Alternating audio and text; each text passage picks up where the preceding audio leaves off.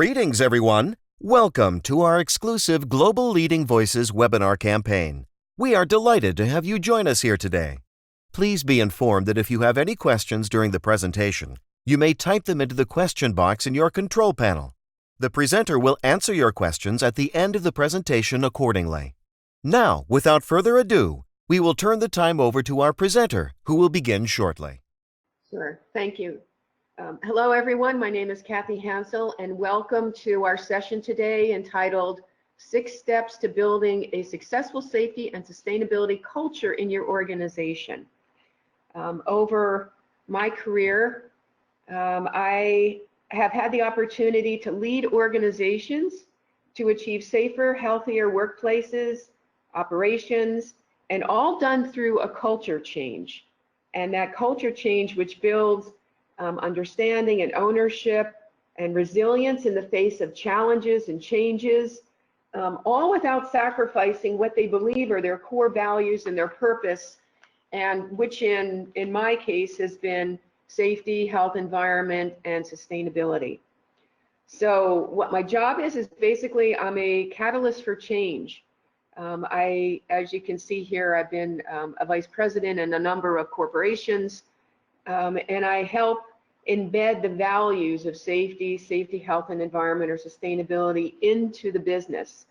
So I help the whole organization understand where they are and challenge their status quo and their current views. I bring a number of degrees, one in engineering, one in toxicology, and one in law, so I'm a lawyer, as well as 13 certifications in different aspects. And it's given me a variety of windows to look at a certain situation. So over my career, that has been very helpful. And that's basically what I'm going to be sharing with you, are the 6 steps that I've come up with over my career to enable an organization to create and maximize their culture within their company, embedding and valuing safety, health, environment, and sustainability. So here are the 6 steps. And as I go through these 6 steps, I will be going through them in a little bit of detail on our time together today. And I'll also be highlighting which I think are the most important takeaways for you. So things that to absolutely remember, things that I think in my career I have learned as crucial in order to make these 6 steps the most effective that they can be. So here are the 6 steps to begin with. It's a roadmap that has been implemented by me at least 10 to 12 times. Large organizations, small organizations, public, private, many industry segments. So it's been proven successful. So looking at this model, I'll go through the 6 steps very quickly, and then we'll go through each one in a little more detail. But the first is to understand what's happening in the organization now.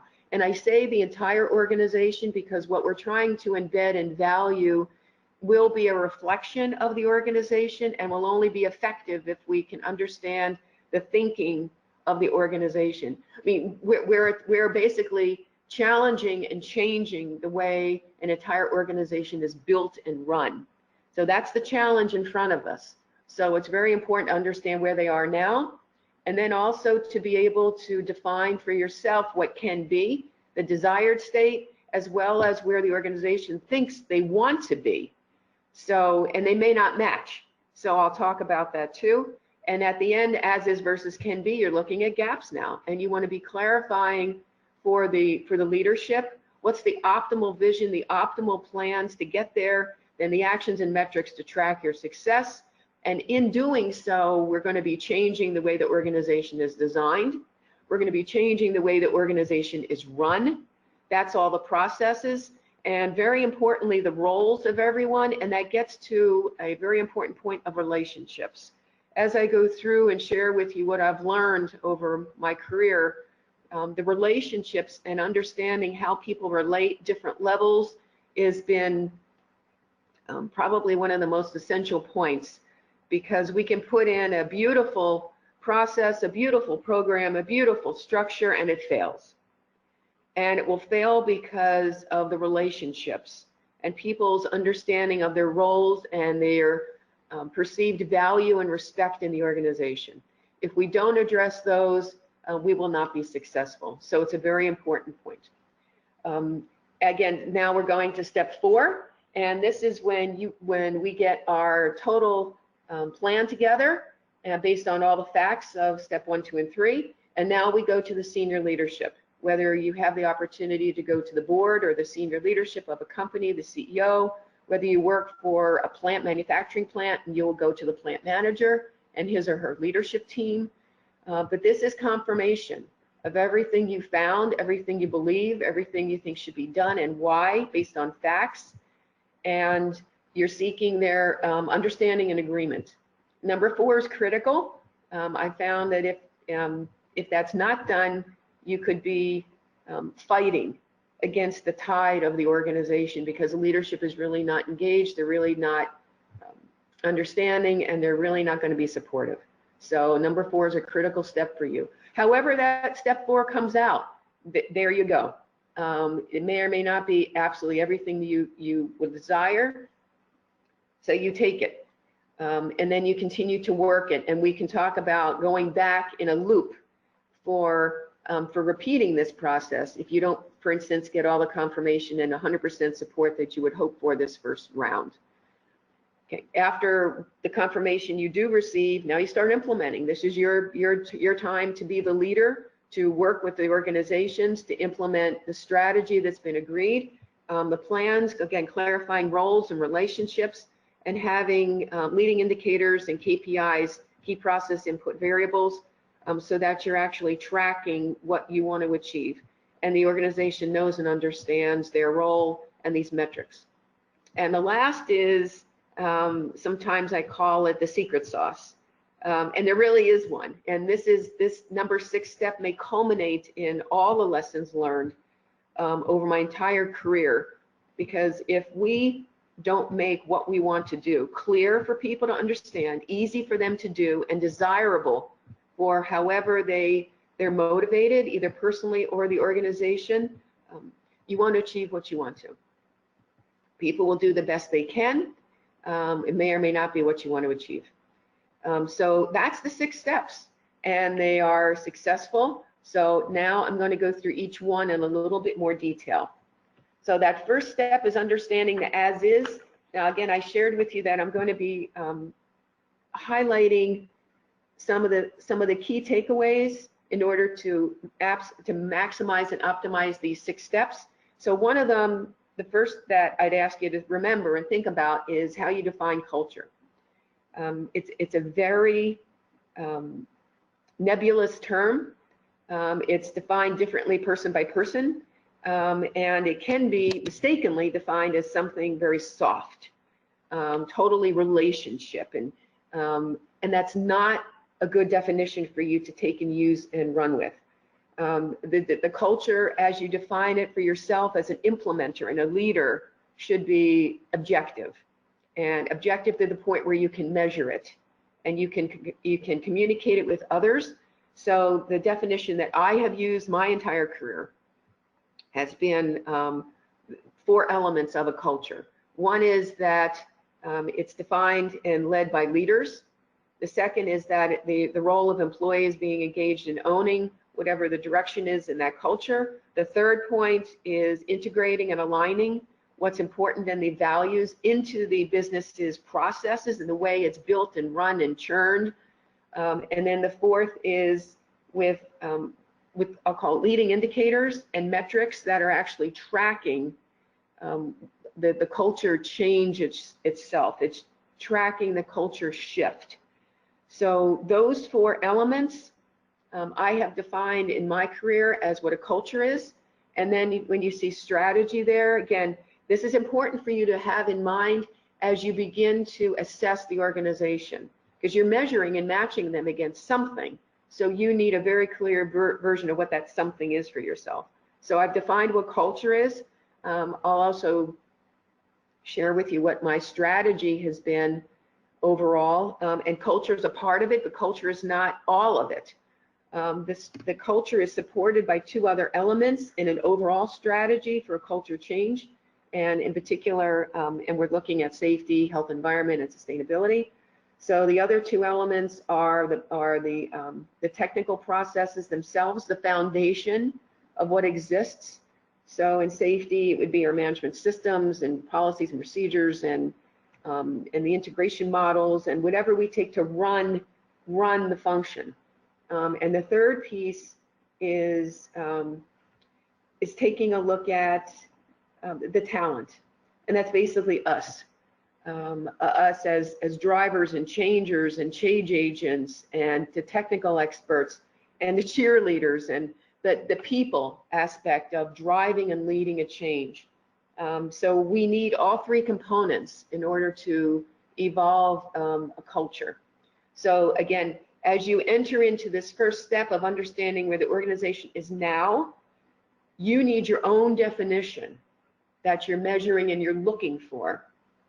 So I just shared with you what mine is. So and again, as you're looking at the company culture, you're also looking at within that company culture and its purpose and what the leadership thinks their purpose is. Look at where the role and the value of EH&S falls in and sustainability. So does it have a role? Is it mature in that company culture and organization? Is it immature? Is it looked at as an add-on? Is looking as a, if you get time to do it, that's fine. That gives you valuable information as your next steps in how to move forward. The other piece that's valuable for you to learn and seek out is the business situation. Are they in a growth mode? Are they investing organically in new products and services? Or are they looking to grow by acquisition? You need to know that because it very directly impacts the culture of the company and what could be. So understanding the company itself is a global. Are you looking at, for instance, if you're looking here at sustainability, what model does sustainability hold? Is the company so serious about this that they actually want to change their company operation model? So these are questions to ask yourself. And in this as-is state, how you do this is you're seeking data, basically.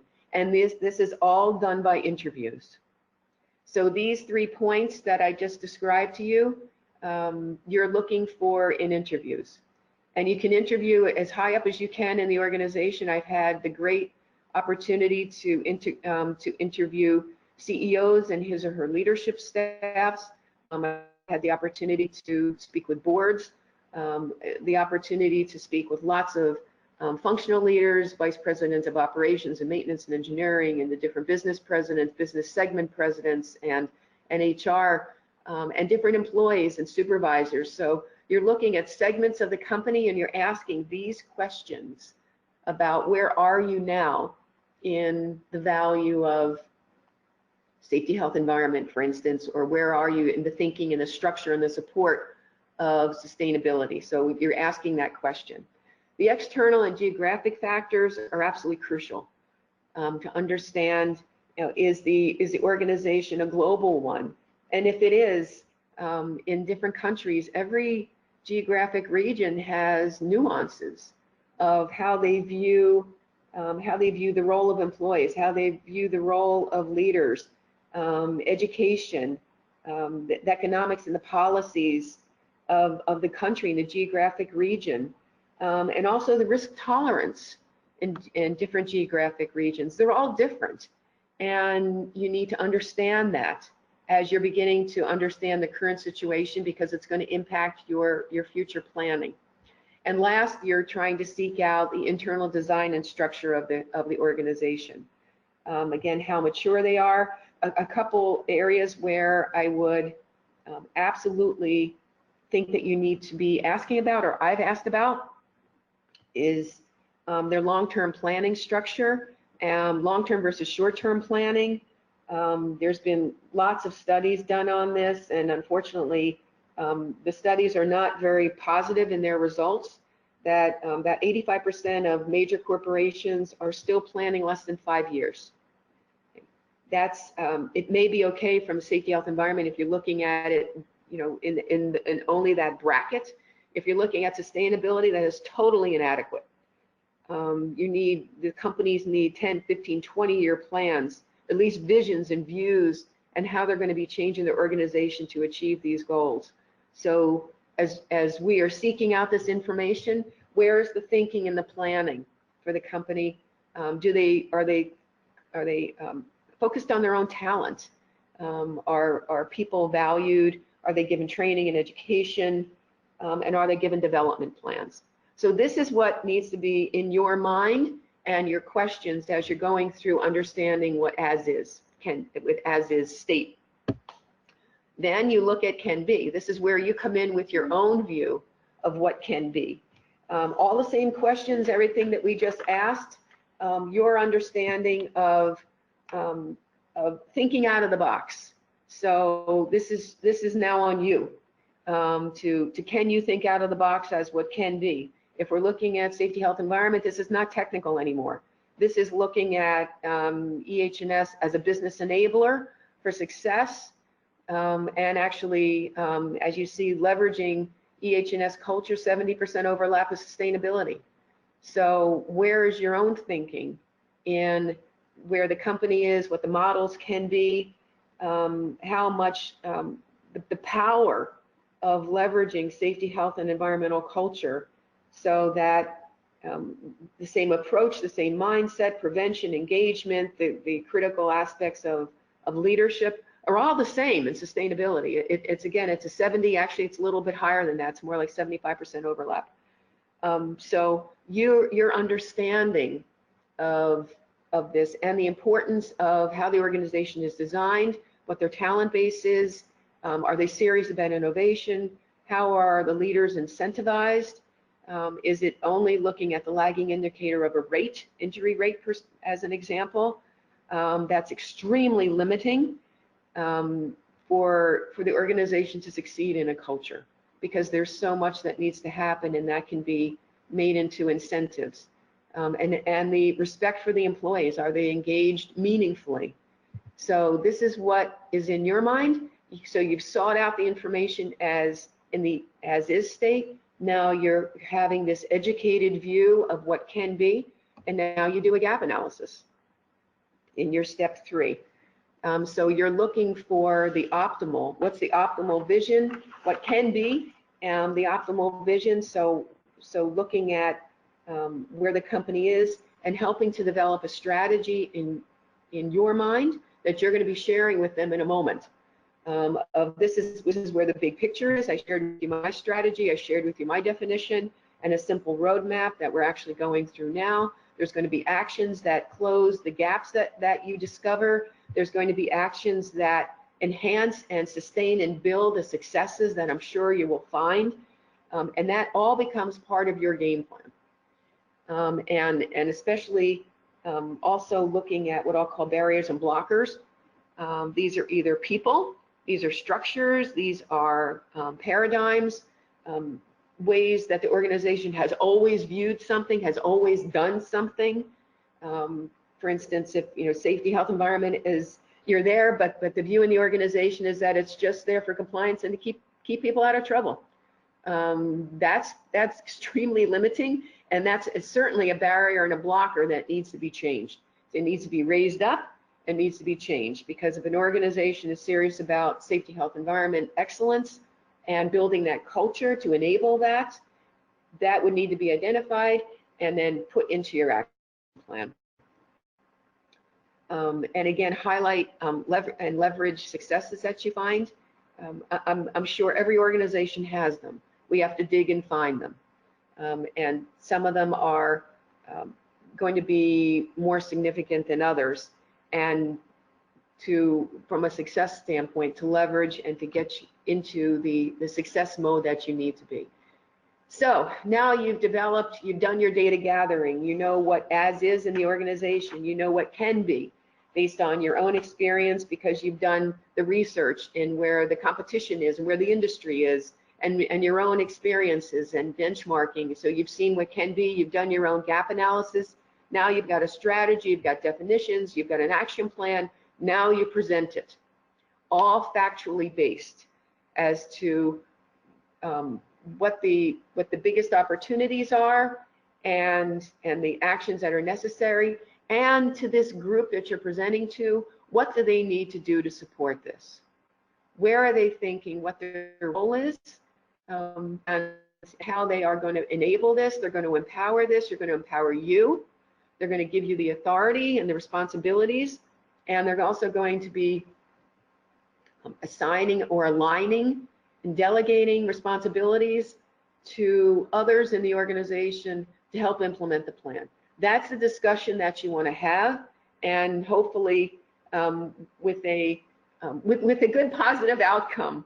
Sometimes you don't get everything you ask for, but the discussion is a very positive one when you present and explain factually. If you need models, you need surveys, you need statistics. Your investigations and your interviews are critical. This is data. This is what a senior board, or even for a plant manager in a plant, this person may or may not even realize the situation that you're going to be presenting to them, because you've done the homework to understand what's going on right now, the good and the bad of it. And then you've taken the effort to compile it and then to match it against the best of the best, what could be.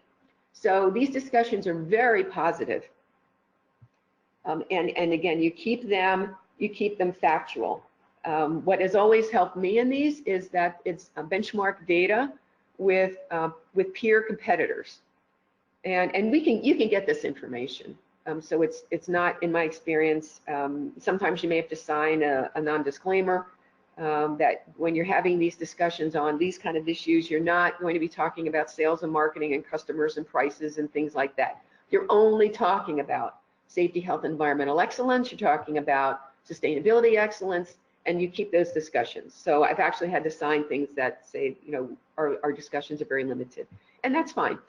But the point is that you're digging into the organization, understand how it's built, how it thinks, how it churns. As much as they're willing to share with you, you grab, and then you begin to compile this. There's so many studies that are available now, so much public information about different companies and how they're designed. You can go on their websites, and you see annual reports. You see, the more you dig, the more you find. That's what you present to the leaders. So you are standing with facts about where an organization can be, and asking the organization to understand this, to agree with this, to support you. You may get the resources that you need and the changes in the timeline. It may be in phases, because maybe it's just too much for the organization to take on at one time, and that's fine. So if that's the case, you get an agreement of phases and what you're going to do, and the data and the results and the metrics that you're going to be reporting back to share with the senior leaders your successes. So there's your presenting, there's your next steps, and now you implement. Now it's a go, right? So and in these important points here is to always remember to challenge the status quo. So in your implementation strategy, remember, you defined your roadmap, your strategy. You're looking at making changes within the organization, deep in the organization. And the best way to do that is that you're going to align and integrate safety, health, environment into the many business processes. And I'll share those with you in a second. So we're not coming at this as a silo. We're not coming at this as independent, or we're not coming at this as parallel. We are integrating and aligning into the business, so that the values and the benefits of what we're driving, whether it's sustainability or it's safety, health, environment, it will become part of the organization, and by doing that, it becomes systemic. And that's the way to maximize success, because no one has, well, I would say it makes it very difficult for the organization to think in parallel tracks, right? Because then you're going to get conflicts and challenges. So instead, we integrate and we align, and we become systemic. The best way I found to do this is this implementation is to follow a change model. I've developed my own. I looked for many change models, read many books, actually maybe 12 to 15 books on business models and changing, and decided that there is not a safety, health, environmental change model that was adequate. So I developed my own, following the work of John Cotter and John Collins. And if people are interested afterwards, you can email me or contact me, and I can give you the list of the many books I've read and the many change models I've assessed in order to develop my own. So looking at the most important point here is not getting ahead of yourself. There's a logical sequence of driving a change, and the organization needs to understand what's being changed, why is it being changed, what my job is, and am I going to be supported and educated and given a chance to be successful in this new change? Will I have a job in this new change, and what will my new job look like? How is my day-to-day going to change? That the change model enables that to happen in a very logical, sequential manner. So you're not getting ahead of yourselves. One example of this is, for instance, if you would like as part of your new roadmap, you want to give the employees more of an opportunity to raise hazard recognition. You want them to participate in find and fix models, so they're finding a risk and they actually have the opportunity to fix it. If that's part of your game plan, somewhere it should be, but when it does come up, you want to get ahead of that. So if, for instance, you're asking the employees for suggestions, you're asking them to submit hazards, that means ahead of time, most of those changes, or at least a good deal of them, may come into engineering and maintenance. If that's the case, you need to work ahead of time to ready and prepare engineering and maintenance to be able to handle the new work orders and the new suggestions that are going to be coming to them. Not only handle them with manpower, but how are they going to be rating them and weighting them? Not everything is of equal importance, but just because it says safety doesn't mean it's equal importance. They easily become bombarded, and then that becomes a bottleneck. It becomes a source of frustration for engineering and maintenance because they can't deal with what's coming in on top of their ordinary job of preventative maintenance and other things, that may be happening at the plant. And it leads to another source of frustration on the employees, because they'll say, hey, look, you asked for my ideas, and now I don't hear anything. So now you've got many sources of frustration because the systems weren't ready to handle the new expectation for an employee. So that's one example of when you follow the change model, everything is very sequential and well planned out. You're readying the organization for success. And along with that are the roles. So very clear, what do people, what's the new expectation for, say, the workers in an operation, or the technicians, or the service guys out in the field? What's the expectation for the foreman, the general foreman, the supervisors? What's the expectation for the plant managers, site leaders? Now go into the different processes. What's the expectation for HR, human resources? We expect them to take a huge role in safety if we're looking at only safety for the moment. So what are they, what's their jobs? How is it different? Different jobs for operations, for engineering, for maintenance. Different jobs and different expectations for the presidents. This is now part of your planning. What do you want these people to do differently than they did before?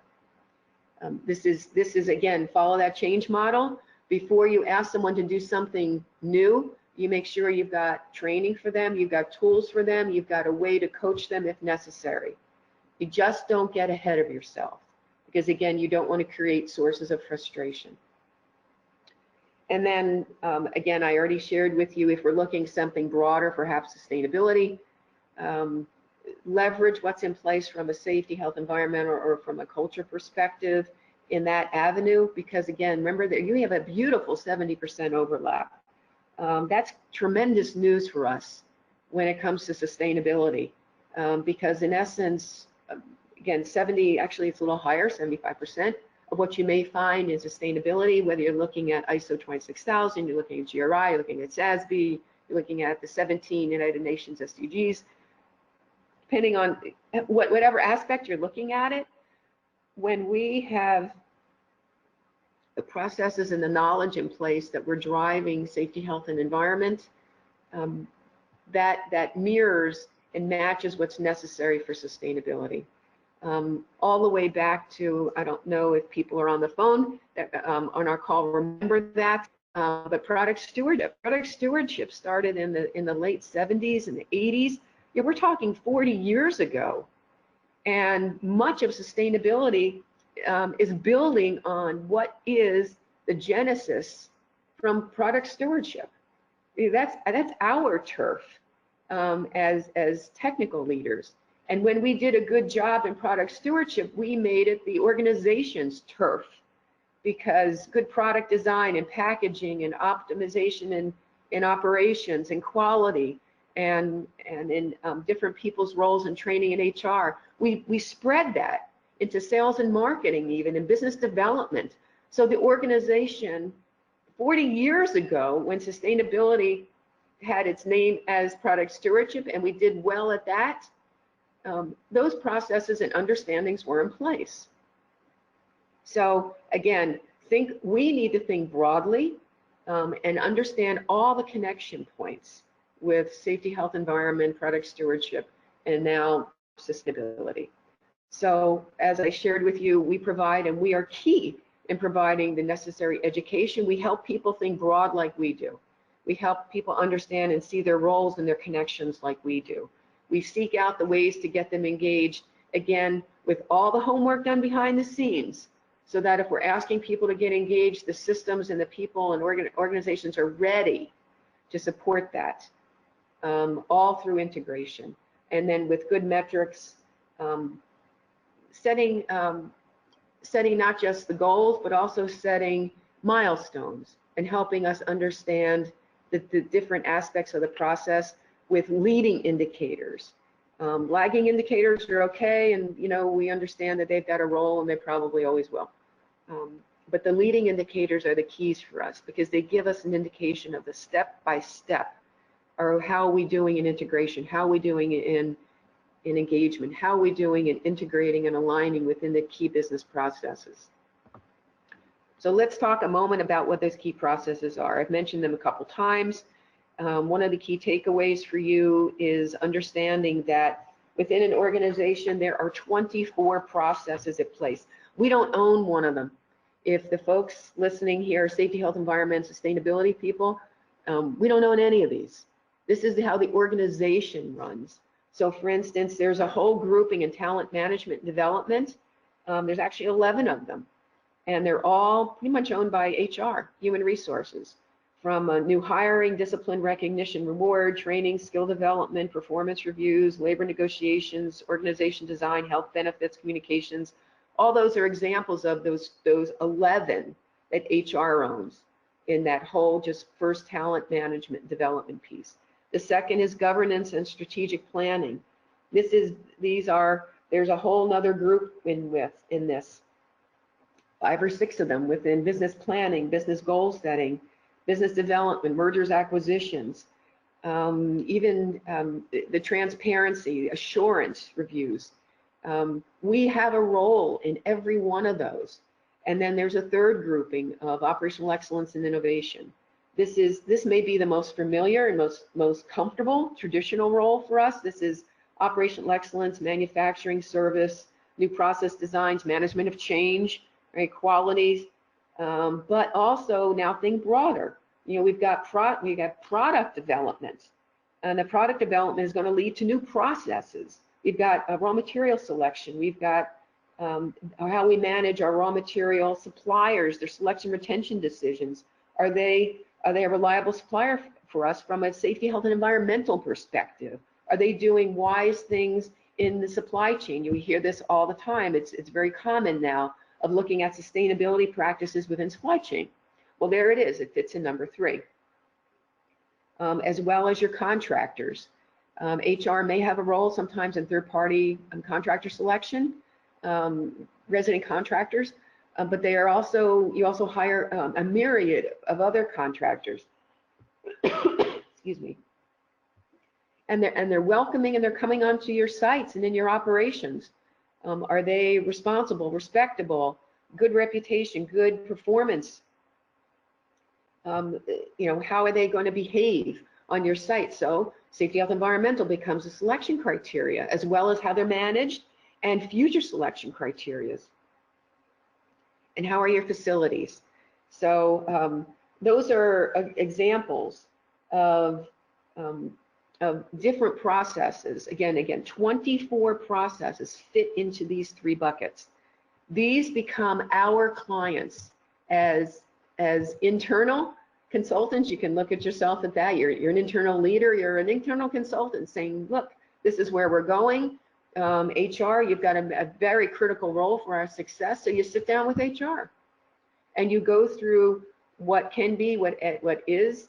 There's gaps. Some of these gaps appear to be within our HR function. This is what I'm looking to do. Can we work collaboratively and together on the way we train new employees? Can we work together on the way we select our third-party contractors? Can we work together on new and different ways for recognition and reward based on safety, health, environmental behaviors? Can we integrate that into our leaders' incentive plans so that safety, their safety performance, and their behaviors is now part of how they're incentivized in their it shows up in their MBOs and their objectives, and it also shows up in their AIP, their incentive plans. These are discussions with HR. These are examples for you. Is it a lot of work? Absolutely. I'm not going to minimize that. These are individual discussions on individual processes with the people and the groups who own these processes. We don't own anything. We have to knock on these doors. We have to come ready to share, to discuss, to negotiate, and to come up with a new process. And these people, these new process owners, they may need help in understanding what are the touch points. And I don't get it, but will you help me? The answer is, of course, I'm going to help you. So we're going to be making it easy, clear for people to understand. We're going to make it easy for them to do what we would like them to do. And that leads to my final slide and my final point here of the culmination of my almost 40 years in doing exactly what I've been sharing with you comes to this very simple graphic. In order for people, an organization, to understand what's necessary to change, it has to be made very clear. And that's, for instance, a discussion I shared with you about how you go to your senior leaders. Very factual. This is what it means. This is where we are. This is where we need to go. This is the gaps. Here's the action plans. This is what your new role can and should be. And this is how, if you're a leader, this is the support that I need from you. And oh, by the way, you're not alone. I'm going to be helping you. We make it clear for people. We also make it easy. If it's not clear, people are going to do the best job they can. Probably won't meet your expectations. If it's not easy, they're going to, again, do the best job they can. Probably won't meet your expectations because they're going to try to figure it out on their own. That takes time for them to do that, and nobody's got a lot of extra time. So it becomes our job. I always viewed it as my job as a leader. I need to make it clear. I need to make it easy. And when I make it easy, that means I'm creating tools and processes and templates and checklists and whatever that particular function needs, whether it's HR, engineering, operations, maintenance, risk management, whatever they need to implement what is now clear that needs to be done, I'm going to help them make it easy for them. And I'm going to be standing with them side by side.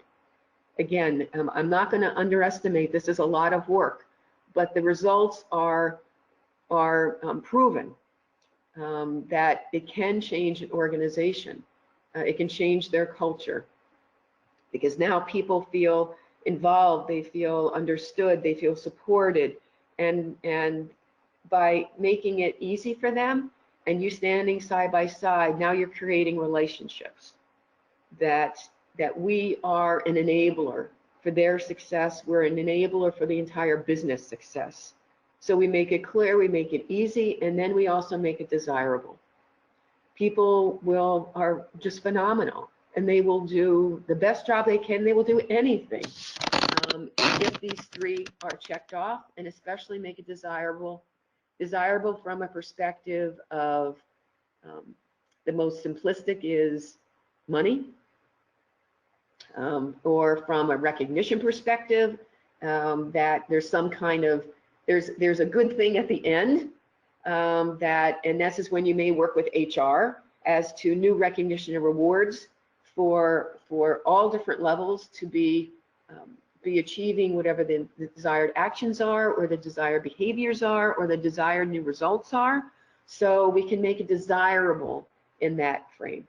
Much broader and much more important is you make it desirable from a personal respect perspective and a personal fulfillment of a purpose perspective.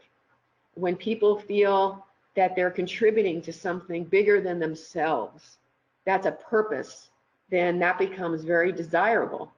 And once that starts, I'll tell you, you've got more support and more engagement than you can probably handle. It's a fabulous thing to see when an organization begins to churn because you have done so much of your homework, that you've made it clear for people, you've made it easy for people all levels, and then you've made it desirable so that people are understanding, I have a specific job and a specific role in helping the organization achieve excellence. I am important here. So with that, I'm going to be handing it over to Ardian for any kind of questions that you may have and information or advice I can share with you. Thank you, Kathy, for delivering this very informative webinar. I would like to inform you that PCB provides training and certification services for health, safety, and sustainability courses. A PCB certificate in these courses will show your dedication in implementing and managing different organizational frameworks, and most importantly, you will be recognized worldwide. Also, with that note, I would like to notify you that the PCB store is the PCB's new business line that has officially launched on October 3rd, 2019. Some of the products that you will find available on the PCB store are ISO standards, which will be sold at a very convenient price. For example, you can purchase ISO 40001 for only $132. If you have any inquiries regarding the PCB store, please contact us at store@pcb.com. Now, I will go ahead and take some time to answer some of the questions from the attendees regarding today's topic. The first question is, based on your experience, what is the most effective and the first step or way to maximize sustainable culture in your organization? Okay, that's a very big question. And again, I think if I go back to what I recommended as the 6 steps, I think it's to understand where your culture is now. Because you may have a very clear idea of where you want to take the organization culture or where you think it should be. That can be. But the first step is to understand where the organization is now, and where paradigms may be in place, where limiting views may be in place. If we're looking for, I'm not sure what the question, if they're looking for sustainability, then what is the company's view of sustainability? Is it an embedded issue? And is it a global issue? Or does the organization understand that we're in a crisis here of global warming? And so that's that as-is state. Also, if they're looking at, I'll say, safety or safety, health, environment, the as-is state, are they looking at that function or all these issues as just a compliance issue, just a technical issue? That's important for you to know, because that's extremely limiting view. And if you really want to approach the culture, you can do it. So whatever you find out in this as-is state, you take it. And then you do your gap analysis. And then you start to present where you are versus where you can be. And then, but that critical, I think, again, that first step is really a very thorough understanding of where the organization is before you get started. Thank you, Kathy. Another question is, an attendee asks, can you please explain once again what is the role of the top management in maintaining a sustainable culture? Okay, sure. Well, the top management, I worked for one of my CEO who was absolutely fabulous person. And he would always say that people make it happen, but the leaders enable it. So the leadership, the role of the top leadership, and it's the same whether you're looking at, I say, a CEO of a business or you're looking at a plant manager at a site. The leadership, they provide, first of all, they provide the direction and the vision, right? So they guide the entire organization, good or bad. The leader's view becomes where the organization is going to be going. So that's one of the key roles of the leadership. That becomes one of the key roles and one of the targets for us is if we want to try to, we agree with that, or we want to try to educate and broaden that particular view in that direction. But that's what a leader does. Leader sets the direction, the leader sets the vision. With that, the leader sets the tone in the organization of what's considered important and not important. If it fits within the vision and the direction, it's important. If it doesn't fit within the vision and the direction, it's not important. It means it's not going to be supported. So that's another leader job. Next, the leader will provide education, tools, and processes for the organization to be successful. A good leader. So the education is it's training, it's education, could be technical, but it could be also excellent problem-solving skills. It could be, hopefully, again, it's that education to enable the organization to fulfill the direction, because the leader set the direction. It's also the tools and the processes to make it, remember I said make it clear, make it easy, and make it desirable. A good leader, those tools and processes and education are all about making it easy. So a good leader makes it easy for the organization to do what they need to do. So, and then a good leader also provides visibility. It is not invisible. So, and in that visibility, if that person is communicating what's important, what's not important, great successes that have happened, or trouble spots that have occurred or that are coming. So it's that visibility, and hopefully that leader is also creating relationships when he or she does that. That a relationship with her leadership staff, and then those relationships as an expectation go throughout the organization. So that's, I guess, in a nutshell, what I would call the best roles of a leader. Thank you, Kathy. Once again, with that, we'll conclude the presentation for today. Once again, thank you for this outstanding session, and I would like also to thank the attendees for attending today's session. I would like to inform them that this session will be recorded and posted on our website as well as on our YouTube channel, along with the slides of the presentation. For more information about our webinars or anything related to PCB, please visit our website, www.pecb.com. Thank you all once again, and have a great day. Thank you. Bye.